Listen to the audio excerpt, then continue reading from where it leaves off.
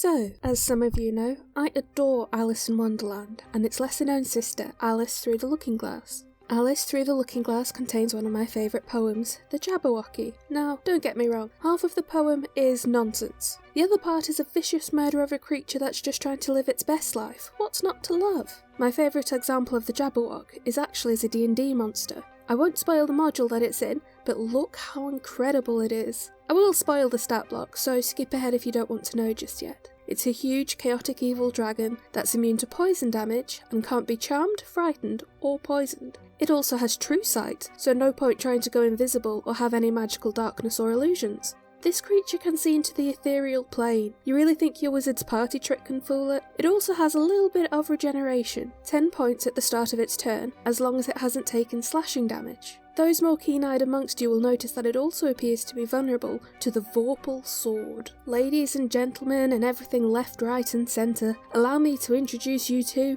the Snickersnack. It's my favourite sword, just look at it. It's a +3 greatsword that ignores any resistance a creature has to slashing damage. If the creature has a head and you roll a nat 20, instant beheading. That doesn't always mean instant death though. They could have more than one or be able to survive without a head for a bit.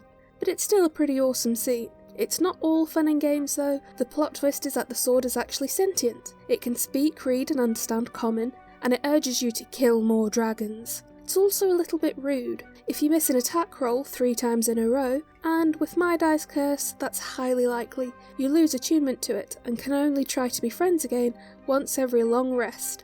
Now, back to the original poem. Through the Looking Glass was published in 1871, and the first appearance of the poem actually has to be held up to a mirror to be able to be read. A quick Google tells me that the poem contains nonce words, which only have meaning in specific circumstances and can't be used anywhere else because they'll be meaningless. I can't accept that until they rename it to something less funny, so we're just going to ignore it. Now, before I read the poem, there's a few more things to discuss, especially the meanings of the nonsense. There's a lot of it in this poem, so I just wanted to prepare you.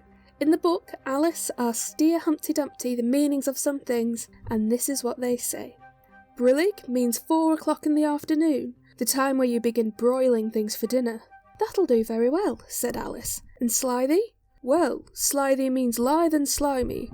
Lithe is the same as active. You see, it's a portmanteau. There are 2 meanings packed up into one word. I see it now, Alice remarked thoughtfully. And what are toves? Well, toves are something like badgers, they're something like lizards, they're something like corkscrews. They must be very curious creatures. They are that, said Humpty Dumpty. They also make their nests under sundials. And they live on cheese. And what's to gyre and gimble? To gyre is to go round and round like a gyroscope. To gimble is to make holes like a gimlet. And the wabe is the grass plot around the sundial, I suppose, said Alice, surprised at her own ingenuity. Of course it is. It's called a wabe, you know, because it goes a long way before it and a long way behind it, and a long way beyond it at each side, Alice added. Exactly so. Well then, mimsy is flimsy and miserable. There's another portmanteau for you. And a borough is a thin, shabby-looking bird with its feathers sticking out all round, something like a live mop. And then mome-raths, said Alice, if I'm not giving you too much trouble. Well, a rath is a sort of green pig, but mome?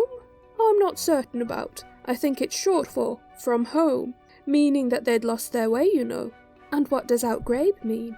Well, outgrabing is something between bellowing and whistling with a kind of sneeze in the middle. However, you'll hear it done, maybe down in the wood yonder, and when you've once heard it, you'll be quite content. Who's been repeating all this hard stuff to you? I read it in a book, said Alice. You can tell by those amazing voices that I am a great DM. The next Matt Mercer, I think. On screen, I'll put up the meanings. And now, without further ado, the original poem. 'Twas brillig in the slithy toves, did gyre and gimble in the wabe. All mimsy were the borogoves, and the mome-raths outgrabe. Beware the Jabberwock, my son, the jaws that bite, the claws that catch. Beware the Jub-Jub bird, and shun the frumious Bandersnatch. He took his Vorpal sword in hand, long time the maximum foe he sought, so he rested by the Tum-Tum tree, and stood a while in thought. And, as in uffish thought he stood, the Jabberwock with eyes of flame came whiffling through the tulgey wood, and burbled as it came. 1, 2, 1, 2, through and through, the Vorpal sword went snicker-snack. He left it dead, and with its head he went galumphing back. Hast thou slain the Jabberwock? Come into my arms, my beamish boy, O frabjous day, callooh, callay, he chortled in his joy. 'Twas brillig in the slithy toes, did gyre and gimble in the wabe, all mimsy were the borogoves, and the mome raths outgrabe.